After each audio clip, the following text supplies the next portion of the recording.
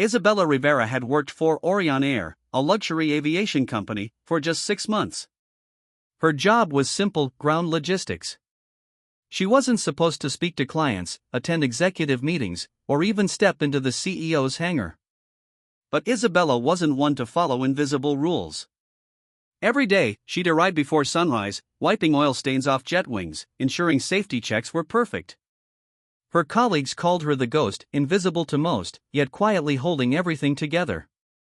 Then came Alexander Drayton, the billionaire CEO of Orion Air, ruthless, perfection-obsessed, and emotionally sealed like a vault. He inherited the company from his late father and turned it into a global empire. He didn't believe in kindness, only competence. To him, people were numbers. And Isabella?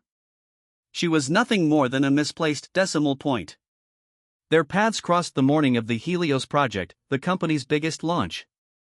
Isabella had noticed a critical mechanical irregularity in the new prototype jet's pressure system. It was a minor reading on a screen, barely visible. But her instincts screamed something's wrong. She took her report straight to Alexander's office, a glass fortress overlooking the runway. "Sir, we can't let Jet 09 fly today. There's a fault in the engine compression," she said nervously. Alexander didn't even look up from his laptop. "And you are?" "Isabella Rivera. Ground safety, sir." "But..." He snapped his laptop shut. "Ms. Rivera, I have a $400 million contract on that jet. You have no authority to halt anything. Leave the diagnostics to engineers who actually belong here." Her face fell. "But if I'm right, people could die." He leaned back, eyes cold.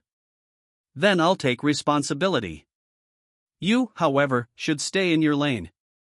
She walked out, humiliated but determined. That night, she couldn't sleep. She pulled up the jet's design schematics, cross-referenced pressure ratios, and confirmed her worst fear: the error wasn't in her head.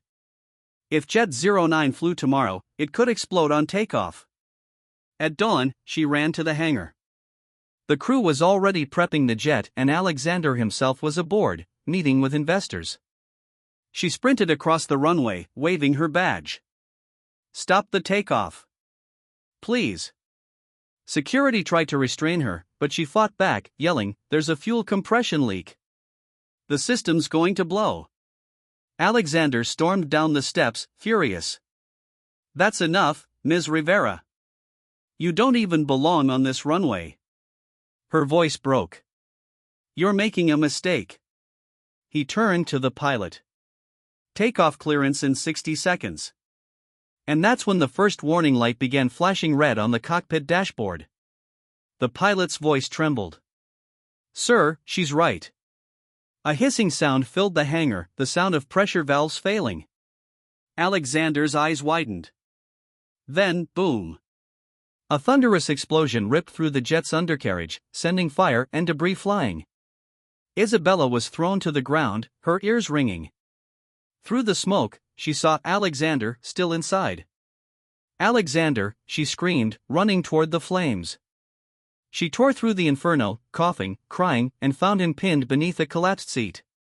Without thinking, she grabbed a wrench and fought to free him. He looked at her in disbelief. "Why would you risk your life for me?"